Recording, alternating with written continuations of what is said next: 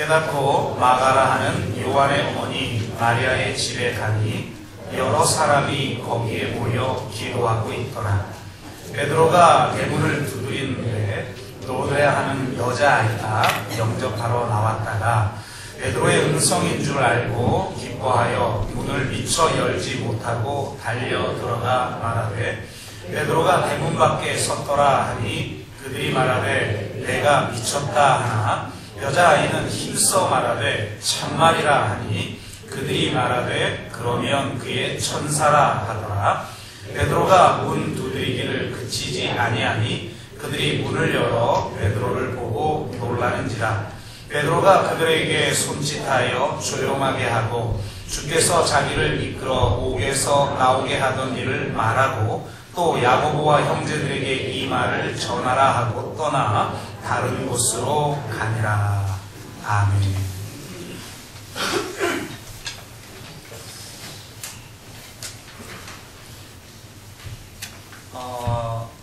아마 신앙생활을 오래 했던 분들은 우리 옛날 목사님들에게 이런 예화를 한 번쯤은 들어보셨을 거예요. 저도 학생 때부터 교회를 다니기 시작했는데 이 예화를 몇 번을 들었던 것 같습니다.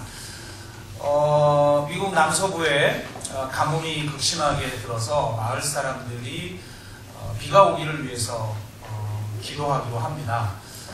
그런데 그 기도하러 오는 자리에 오직 한 아이만 우산을 들고 오지요.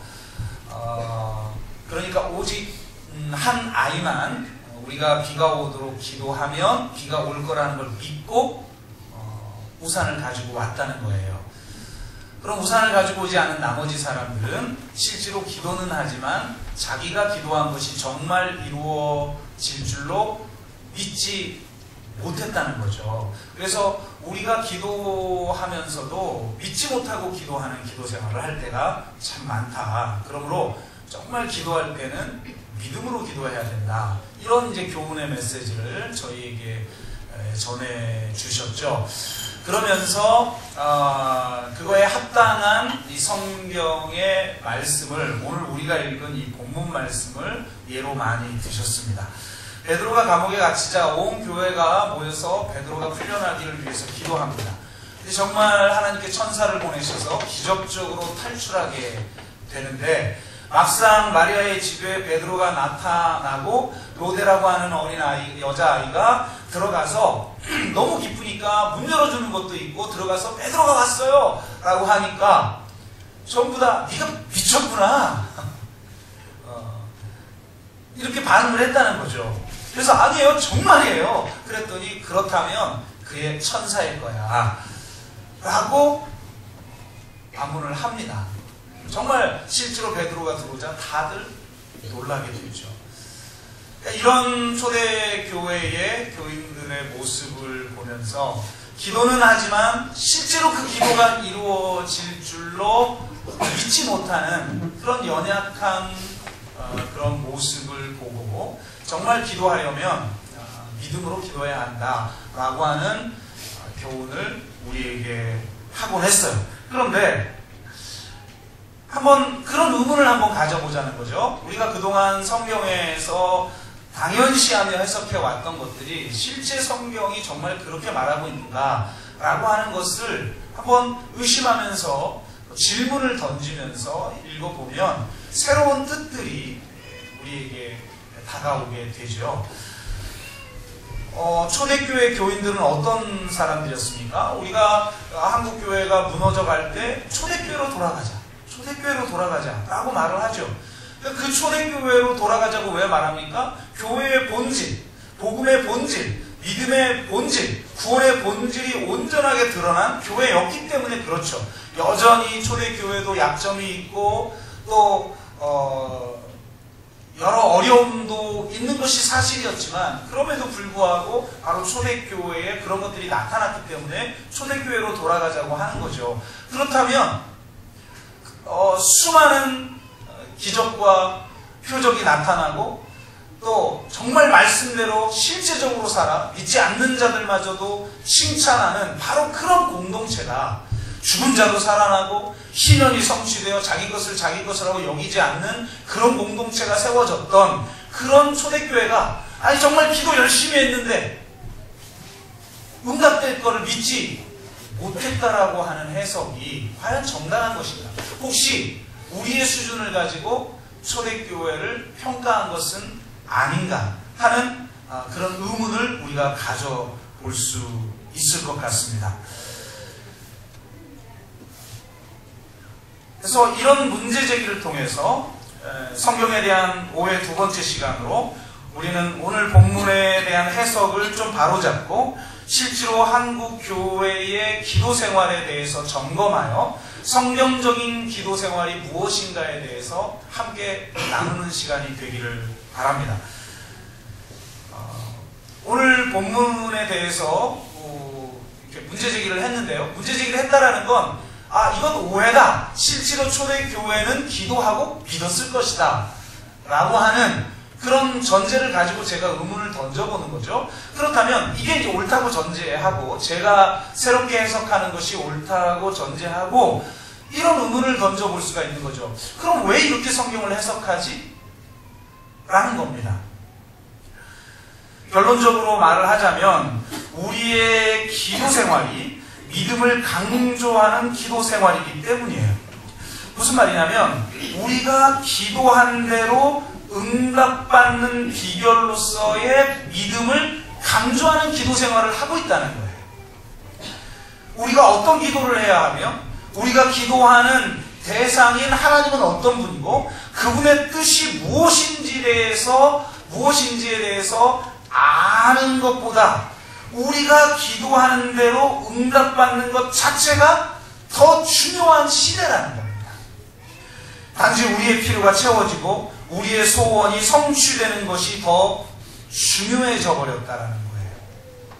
그래서 주기도문조차도 우리는 이런 식으로 해석을 합니다. 일용할 양식을 주옵시고 하고 성경에 그렇게 말하고 있지 않느냐. 예수님이 가르쳐주신 기도 안에도 우리의 필요를 구하라는 기도가 있지 않느냐. 이렇게 이야기를 한다는 거예요. 그런데 과연 주기도문에서 말하고 있는 일용할 양식을 주옵시고 라고 하는 구절이 우리의 필요를 채우기 위해서 기도하면 하나님이 무엇이든지 다 들어준다라는 그런 의미인가? 라는 것을 질문해 볼 필요가 있어요. 주기도문의 맥락이 있죠. 주기도문을 예수님이 가르쳐 주시기 바로 직전 구절이 이렇게 되어 있어요. 그러므로 그들을 본받지 말라. 구하기 전에 너희에게 있어야 할 것을 하나님 너희 아버지께서 아시느니라. 그러므로 너희는 이렇게 기도하라 하며 주기도문을 가르쳐 주신 거죠. 그리고 주기도문이 끝나고 나서 결론부적으로 이렇게 말씀하고 있어요. 그러므로 염려하여 이르기를 무엇을 먹을까, 무엇을 마실까, 무엇을 입을까 하지 말라. 이는 다 이방인들이 구하는 것이라. 너희 하늘 아버지께서 이 모든 것이 너희에게 있어야 할 줄을 아시느니라. 이렇게 기록되어 있어요. 그러니까 주기도문의 맥락은 우리가 무엇이 필요하면 그것을 구하고 그것을 응답받는 비결은 믿음이다. 그래서 믿음으로 기도하면 우리의 기도가 응답받는다. 너희의 필요한 것들을 구해라. 그러면 채워주겠다. 라고 하는 메시지가 아니라는 거죠. 앞뒤 맥락을 보면 주기도문은 전혀 그런 맥락과 다르다는 거예요. 그렇다면 도대체 일용할 양식을 구하라는 말은 무슨 말인가? 그 뜻을 제대로 알려면 성경이 성경을 풀도록 만들어야죠. 그러면 성경에서 일용할 양식이 나오는 구절을 찾아봐야 되겠죠. 그러면 여러분 성경에 일용할 양식이 나오는 대목이 어디입니까? 출애굽기죠.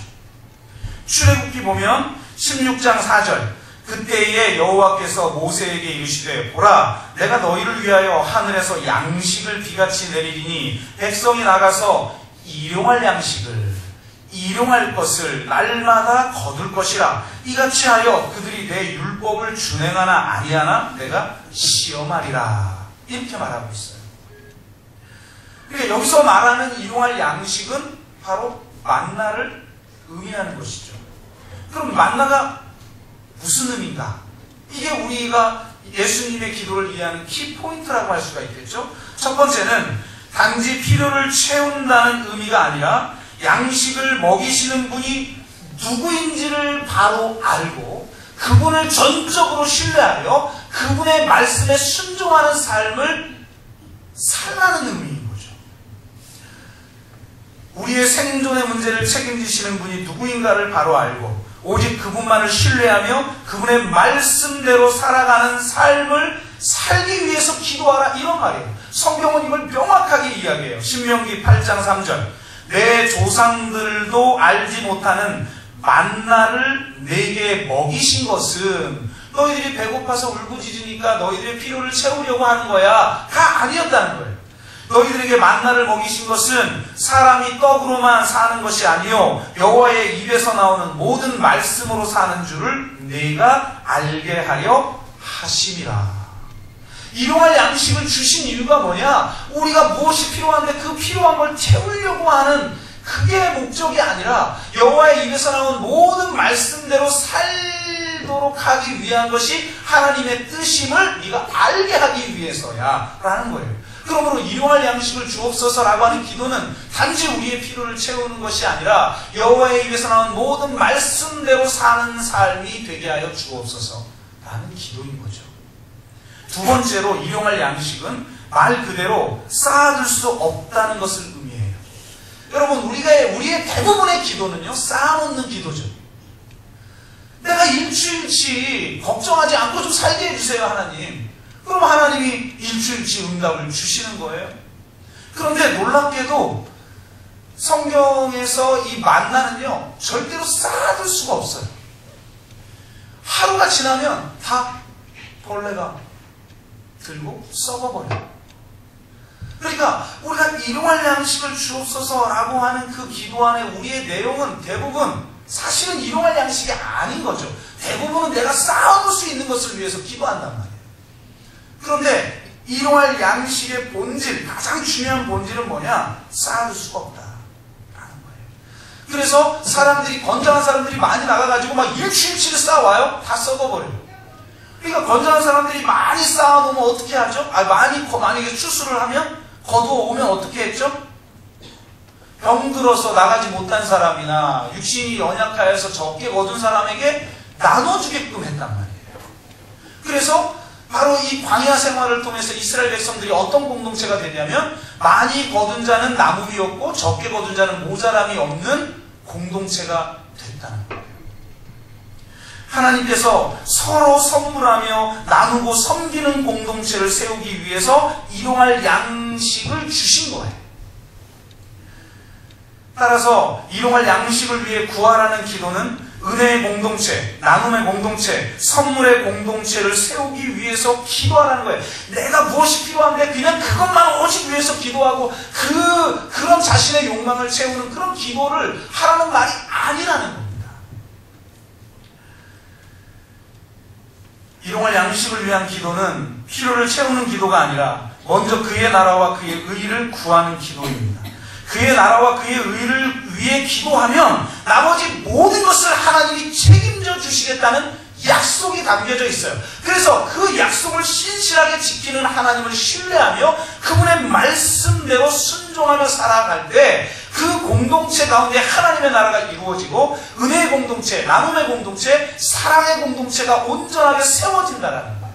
그런 자로 우리가 변화되어진다는 거예요. 그러니까 바로 이런 공동체적인 기도인 것인데도 우리는 필요를 채우는 기도를 정당하기 위해서 주기도문을 사용한다는 것입니다.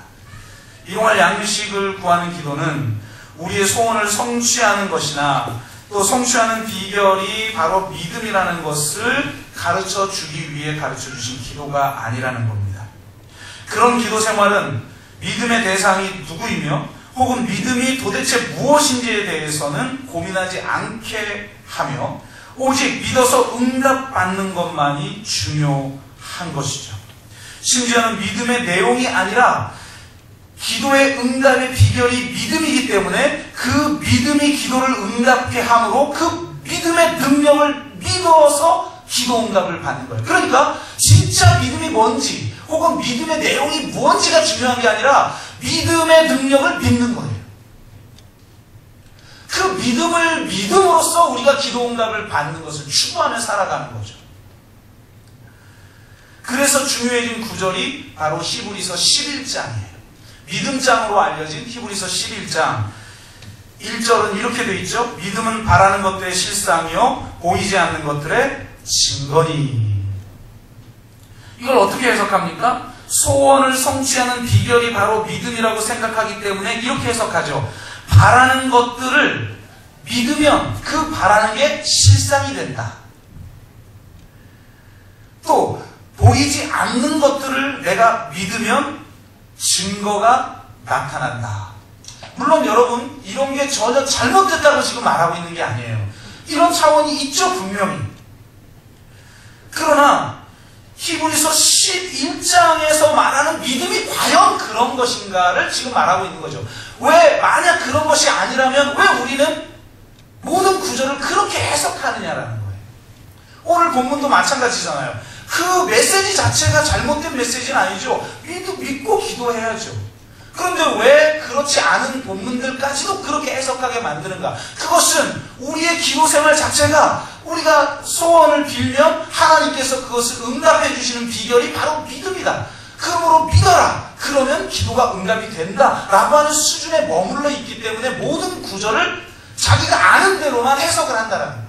성경이 진짜 무엇을 말하고 있는지, 진짜 믿음의 내용이 무엇이고 진짜 믿음이라는 것의 본질이 무엇인지를 고민하지 않고 우리는 우리 자신이 생각하는 걸 정당하기 위해서 성경을 사용한다는 거예요. 그러면서도 우리는 잘 믿고 있다고 착각하고 살아간다는 거죠. 근데 믿음을 이렇게 보면 히브리서 11장을 제대로 이해하기가 어려워져요. 왜 그런가? 예를 들면 모세의 믿음에 대해서 히브리서 11장은 이렇게 기록하고 있어요. 믿음으로 모세는 장성하여 바로의 공주의 아들이라 칭함받기를 거절하고 도리어 하나님의 백성과 함께 고난받기를 잠시 죄악의 낙을 누리는 것보다 더 좋아하고 그리스도를 위하여 받는 수모를 애굽의 모든 보화보다 더 큰 재물로 여겼으니 이렇게 기록하고 있어요. 이게 어떻게 모세가 무엇이 필요한데 그 필요한 것들을 하나님 앞에 달라고 기도할 때 믿음으로 기도했더니 성취되었다라는 그런 뜻이 어디 여기에 담겨져 있습니까? 더군다나 후반부 35절에 38절은 더 심각하죠. 여자들은 자기의 죽은 자들을 부활로 받아들이기도 하며 또 어떤 이들은 더 좋은 부활을 얻고자 하여 심한 고문을 받되 구차히 풀려나기를 원하지 아니하였으며 이게 믿음이라는 거예요. 베드로가 감옥에 갇히니까 막 감옥에 갇힌 베드로를 풀어주시옵소서 하고 막 그냥 막 온 교회가 모여서 기도하는, 그래서 이게 성취되려면 우리가 진짜 믿음으로 기도해야 하는, 그걸 지금 말하고 있는 게 아니잖아요. 구차히 풀려나가기를 아예 원치 않아 버리는 거, 그게 믿음이라는 거예요. 또 어떤 이들은 조롱과 채찍질 뿐 아니라 결박과 옥에 갇히는 시련도 받았으며 돌로 치는 것과 톱으로 펴는 것과 시험과 칼로 죽임을 당하고 양과 염소의 가죽을 입고 유리하여 궁핍과 환난과 학대를 받았으니 이런 사람은 세상이 감당하지 못하느니라. 그들이 광야와 산과 동굴과 토굴에 유리하였느니라. 자, 히브리서 11장 믿음장에서 말하고 있는 내용 중에 하나예요. 이런 내용이 어떻게 우리가 무엇이 필요하고 무엇이 결핍되어 있는 것을 채우려고 하나님 앞에 기도할 때 믿음으로 기도한 거 응답된다라는 그런 내용인가요? 히브리서 11장에서 말하는 믿음은 단지 우리가 어떻게 소원한 바를 성취할 것인가에 대한 답변이 아니에요. 믿음은 소원을 성취하는 비결이 아니라 승리하는 비결인 것입니다. 이 세상에서 하나님의 뜻을 이루어 드리는 데 필요한 것이 바로 믿음이라는 말이에요. 하나님의 뜻을 이루어 드리는 게 바로 승리하는 삶이며 승리하는 삶의 비결이 바로 믿음이라는 거예요. 진짜 믿음을 갖게 되면 무엇을 바라야 할지를 바로 알 수 있고 진짜 보아야 하는 것이 무엇인지 바로 보이지 않는 것, 그것을 바라보아야 한다라는 것을 사람들에게 증거로 내보여줄 수 있는 것, 이게 믿음이라는 거예요. 내가 무엇이든지 바라면 그걸 바라는 것을 믿으면 그게 실체가 되고 그게 증거가 되는 게 믿음이 아니라 진짜 무엇을 바라야 될지를 아는 거죠. 심지어는 구차히 풀려나기를 원치 않는 것을 바라기도 하는 믿음. 이게 성경에서 말하는 진짜 믿음이라는 거예요. 우리가 보아야 할 것이 눈에 보이는 바가 아니라 보이지 아니하는 것. 하나님의 약속, 하나님의 미래, 하나님의 나라와 의, 바로 그런 보이지 않는 것들을 믿을 때 그것이 내 삶의 실체가 되는 것. 이게 믿음이라는 거예요. 진짜 믿음은 이 땅에서 이루어야 할 사명과 그 사명을 친히 이루시겠다는 하나님의 약속을 붙드는 것입니다. 믿음은 우리가 이루어야 할 하나님의 뜻을 신뢰하고 그 뜻을 친히 이루시는 하나님을 신뢰하는 것입니다. 그분과 그분의 뜻을 신뢰하기 때문에 삶 속에서 실상을 나타내고 증거를 나타내는 것이 바로 믿음이라는 거예요. 그렇기 때문에 행함 없는 믿음은 죽은 믿음이고 거짓 믿음이에요. 반드시 행함으로 나타나요. 믿음은 반드시 실체화되고 반드시 형상화돼요.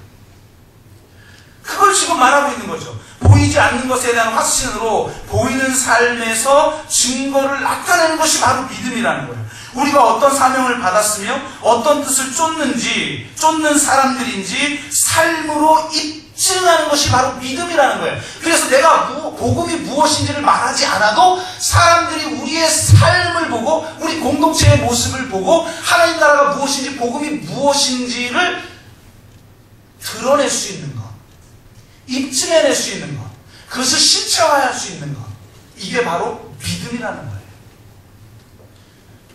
믿음이 있는지 없는지는 그 사람의 고백을 통해서 알 수 있는 게 아니라 그 사람의 삶을 통해서 알 수가 있는 겁니다. 믿음이란 보이지 아니하는 하나님을 신뢰하고 보이지 아니하는 하나님의 말씀에 순종하여 그것을 삶으로 형상화하고 실체화하고 증거로 나타내는 것을 말합니다. 심지어는 우리가 기도한 대로 이루어지지 않아도 믿음으로 하나님의 살아계심을 입증시키고 하나님의 뜻이 무엇인지를 실체화시키고 그의 나라와 그의 의를 묵묵히 구하며 실천하며 지금 여기에 하나님 나라를 가져오는 삶을 살아내는 거예요. 그게 믿음인 것입니다. 그렇다면 이런 시각으로 우리가 오늘 본문을 한번 살펴보자면 요한의 어머니 마리아의 집에 모인 사람들이 과연 베드로가 풀려나기를 위해서 기도했을까? 라고 질문해 볼 수가 있죠. 물론 풀려나기를 위해서 기도하는 게 잘못은 아니에요. 만약에 제가 사기치고 이래서 말고 하나님의 나라와 의를 구하다가 감옥에 갇히는 일이 생겼어요. 그럼 여러분 기도할 거야, 안 할 거예요? 옳거니 잘됐다, 이참에 갈아버리자. 최소한 이런 공동체는 아니잖아요. 그럼 당연히 우리 목사님 풀려나게 해주셔서 기도하겠죠. 근데 오늘 이 말씀을 들었으니까 여러분은 그렇게 기도하지 말라는 거예요. 진짜 기도를 어떻게 해야 되는가? 오늘 다 읽진 않았지만 12장 앞부분에 보면 교회가 그를 위해, 감옥에 갇힌 베드로를 위해 간절히 하나님께 기도했다라고만 되어 있지 풀려나도록 기도했다라는 내용은 없어요. 초대교회 수준이 그 정도는 아니었을 거라고 우리가 생각해 보자는 말이죠.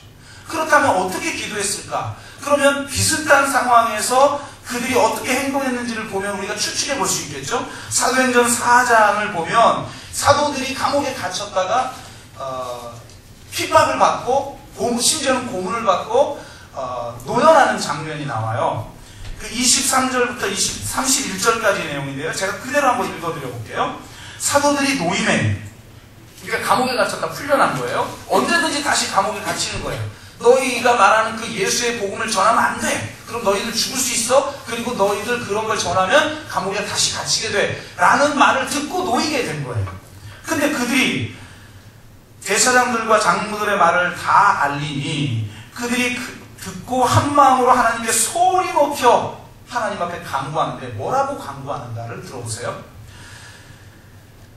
대주제여 천지와 바다와 그 가운데 만물을 지으신 이시여 또 주의 종 우리 조상 다윗의 입을 통하여 성령으로 말씀하시기를 어찌하여 열방이 분노하며 족속들이 허사를 경영하는고 세상의 군왕들이 나서며 관리들이 함께 모여 주와 그의 그리스도를 대적하도다 하신 이로소이다.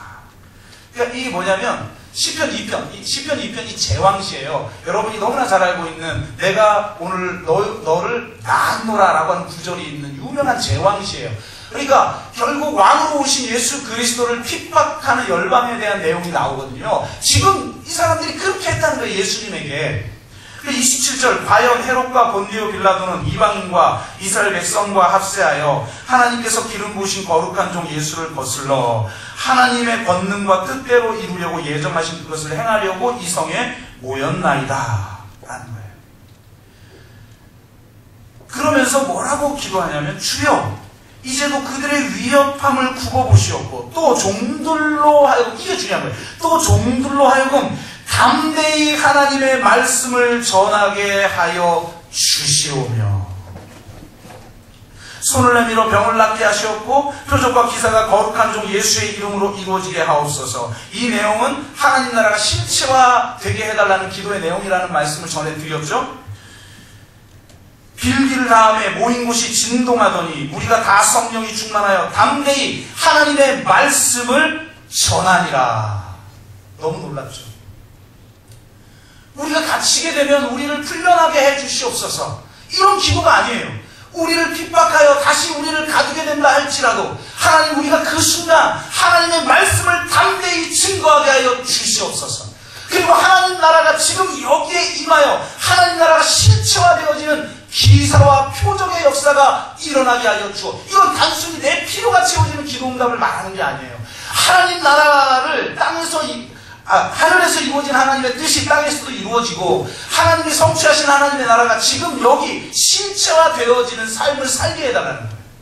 오직 그것을 위해서 기도한 자들의 기도가 끝나자 천지가 진동하는 거죠. 이 세상을 진동케 하는 능력은 내 필요를 채우는 응답의 비결로서의 믿음의 능력을 믿는 것이 아니라 내가 어떤 상황에서도 하나님 나라의 말씀을 담대히 외치게 하시고 하나님 나라를 실체화하는 삶을 살게 하여 주옵소서 라고 기도하는 사람들에 의해서 세상이 진동케 되는 줄로 믿습니다.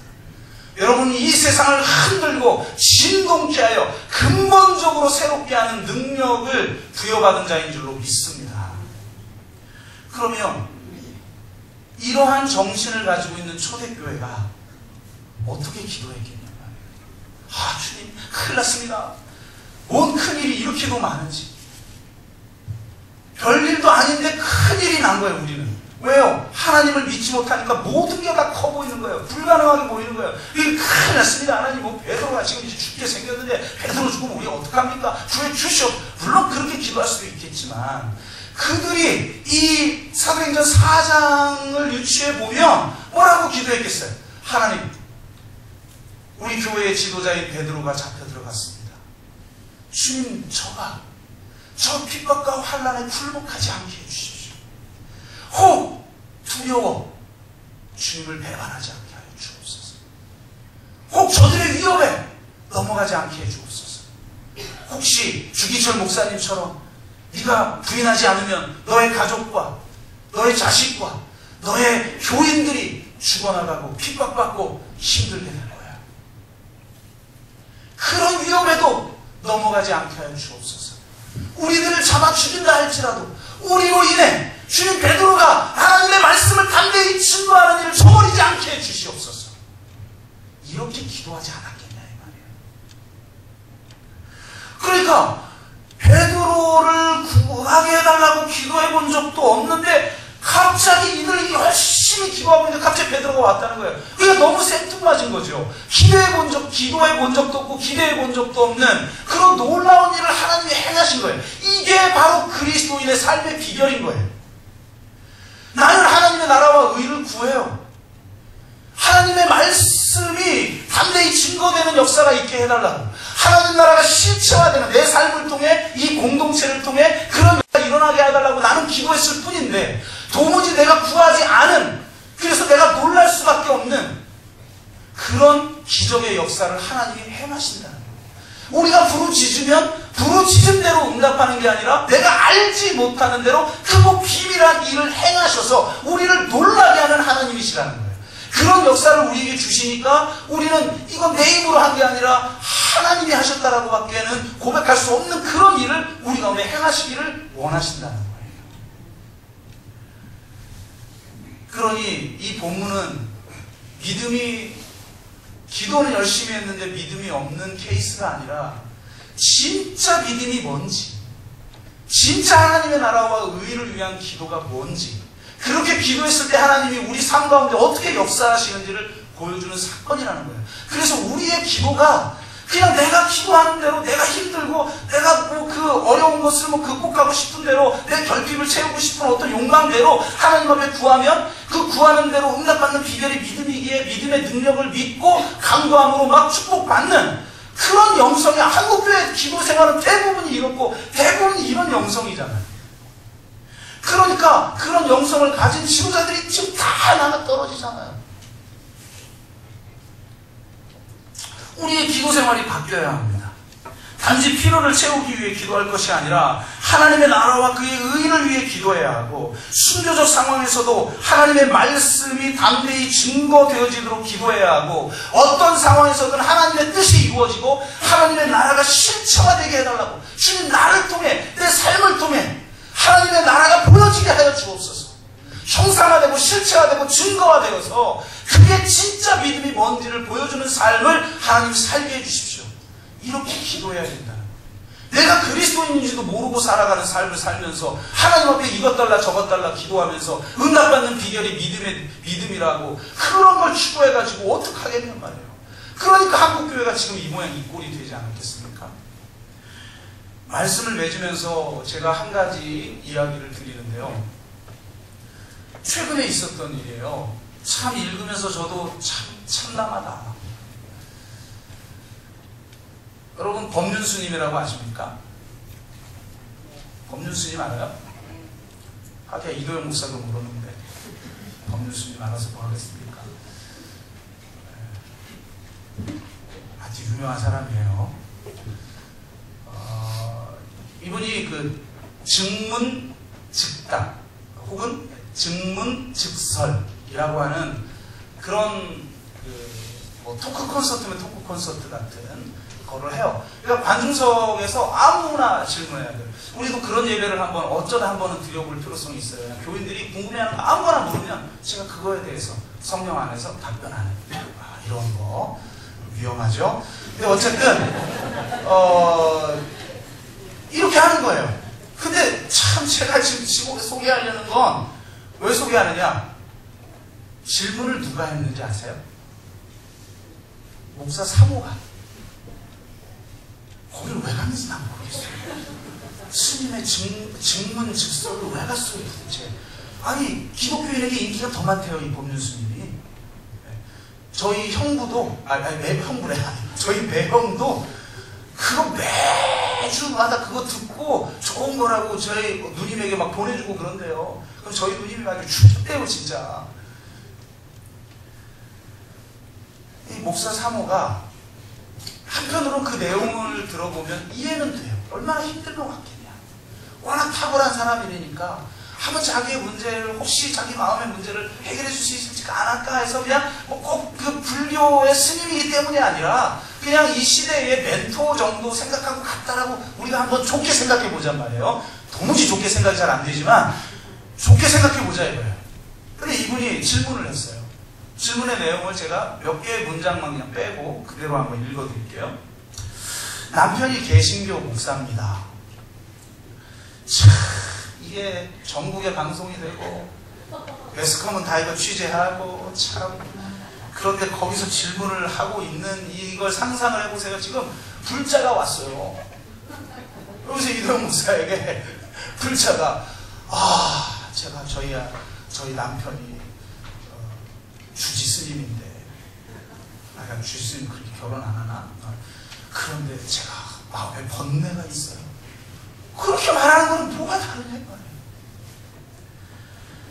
개신교 목사인데 국내에서 석사를 마치고 세계 유수 대학에서 박사학위를 받았습니다.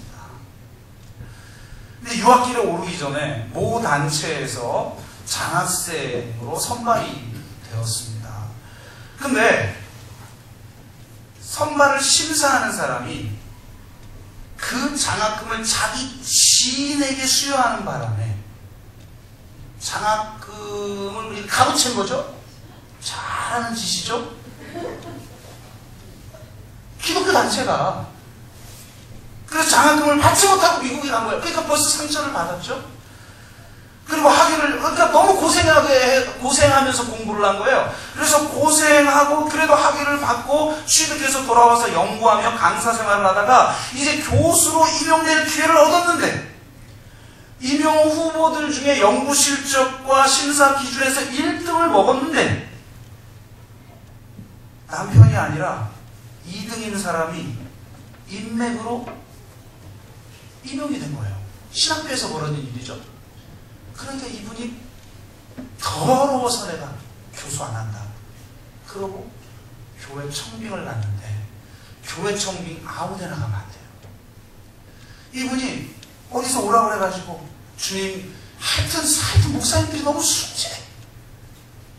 주님 뜻이라니. 그러고 간 거예요. 그러니까 이 교회가 어떤 교회냐? 목사를 밥 먹듯이 내쫓는 교회.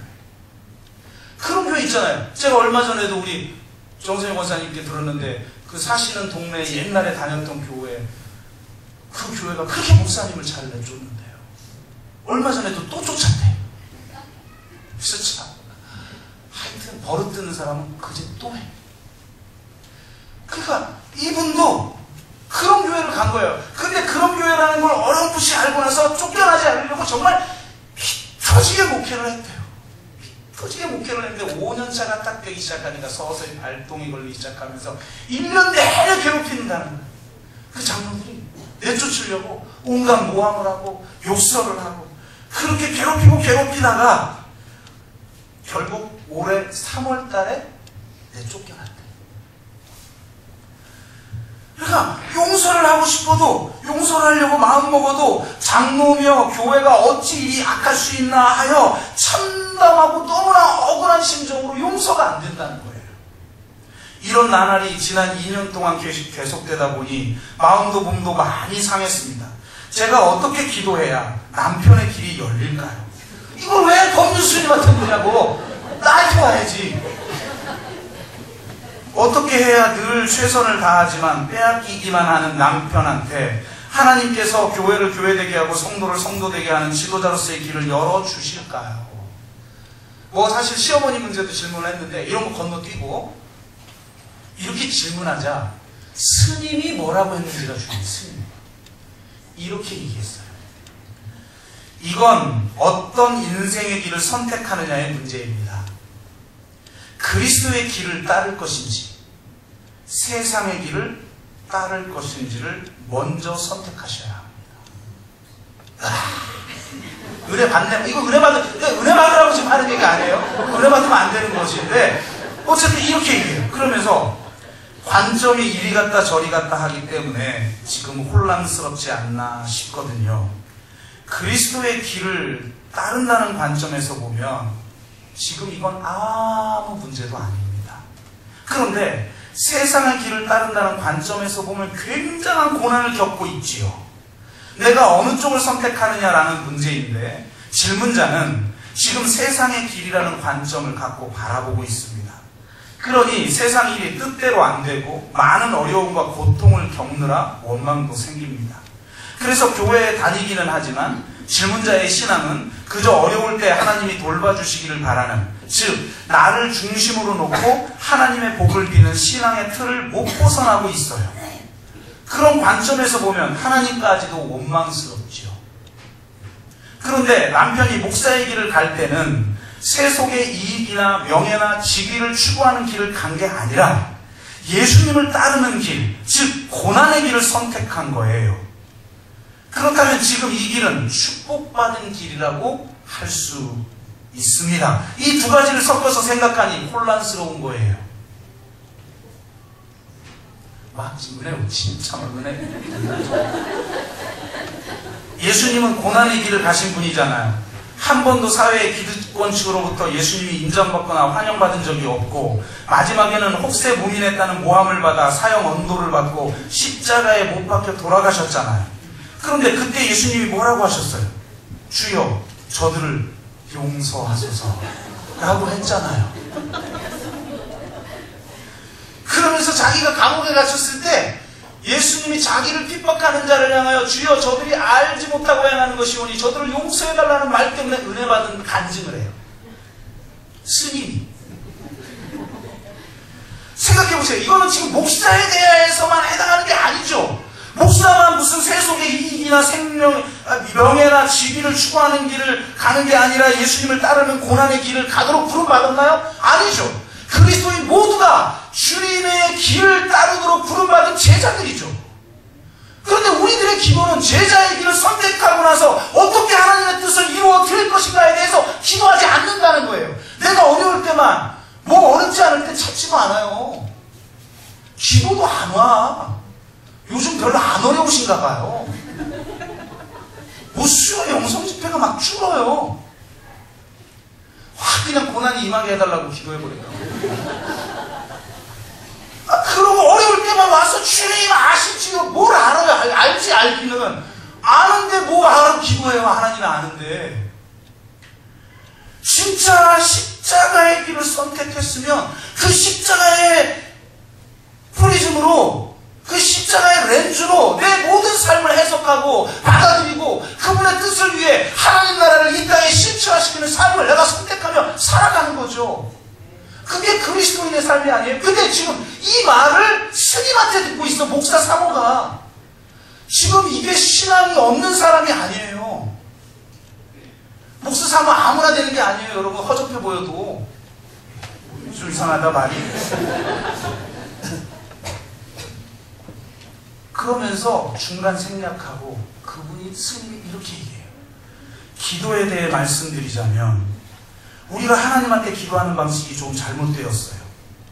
이렇게 해주세요 라고 비는 걸 기도라고 생각하는데, 해달라는 대로 해주면 은혜를 입었다고 하고, 안 해주면 기도해봤자 소용없더라, 믿어봤자 소용없더라 라고 합니다.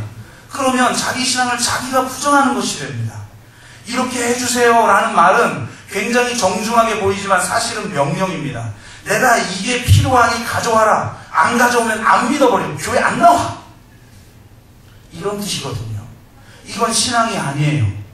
그분은 나보다 훨씬 지혜로운 분입니다. 그래서 전지하신 그분께서 다 아신다고 하잖아요. 그러니 그분께서 다 아셔서 이게 나한테 좋다면 그쪽으로 인도할 거예요. 시험에 합격하는 게 나한테 좋다면 합격하는 쪽으로 인도하실 테고, 합격하는 게 당장은 좋아 보여도 사실은 좋지 않다면 합격하지 않는 쪽으로도 인도하실 수 있는 거예요. 그건 그분에게 맡겨야 해요. 이것을 뜻하는 신앙 고백이 주여 뜻대로 하옵소서입니다. 항상 어떤 스님의 말에 안에 나왔어요. 지금 이제 드디어 항상 어떤 어려움이 생겨도 주님 뜻대로 하옵소서 이렇게 기도해야 합니다. 한국교회가 지금 어느 지경에까지 이르렀냐면 스님한테 진리의 말씀을 들어야 하는 지경에 이른 거예요. 한국교회 기도 수준이 스님이 알고 있는 기도의 수준보다 못하다는 거예요. 한국교회 수준이, 복음에 대해서 아는 지식의 수준이 마치 어린아이 같다는 거예요. 그저 어려울 때 찾아서 주님이 나를 나의 문제를 해결해 주고, 또 내가 자격도 안 되는데 날 구원해 줬으니 그거 감격하면서 내 삶은 하나도 변하지 않고, 우리 공동체가 이 시대에 어떤 공동체가 되어야 할지, 하나님의 나라가 이 땅에 임하는 건 도대체 뭔지, 성경 전체가 우리들에게 주는 메시지가 뭔지 고민이 없어요. 의문도 없고 질문도 없고. 제가 동물과 인간의 차이가 뭐라고 그랬어요? 질문이 있느냐 없느냐예요. 내가 생각하면 산다고 사람입니까? 생각만 하면 다 사람이에요? 질문 없이 살아가는데 내 삶 속에서 도대체 하나님의 뜻이 무엇인가? 진리의 말씀이 무엇인가? 진짜 기도가 무엇인가? 진짜 믿음이 무엇인가? 질문하고 질문을 던지는 사람에게만 하나님이 말씀하시잖아요. 그 말씀하심을 듣고 정말 하나님의 말씀대로 내가 기도함으로 내가 기도하지 않았는데도 불구하고 일어나는 하나님의 역사를 체험하는 삶, 이것이 바로 그리스도인의 삶인 거예요. 더 이상 스님에게 은혜 받고 스님에게 복음의 메시지를 들어야 되는 이 한국교회 같은 모습의 수준에 머물러서는 아니 되겠다. 조금만 어려우면 그냥 원망하고 낙심하고 좌절하고 하나님 안 계신 것처럼 그렇게 하는 그런 철부지 기도가 아니라 먼저 그의 나라와 그의 의를 구하고 하나님의 뜻대로 믿음 안에서 살아내고 하나님의 나라를 지금 여기에 실체화시키고 형상화시키고 증거화시키는 그런 진짜 믿음의 증인의 삶을 살아가는 저와 여러분 되시기를 주의 이름으로 축복합니다. 우리가 한번 같이 한번 기도합시다.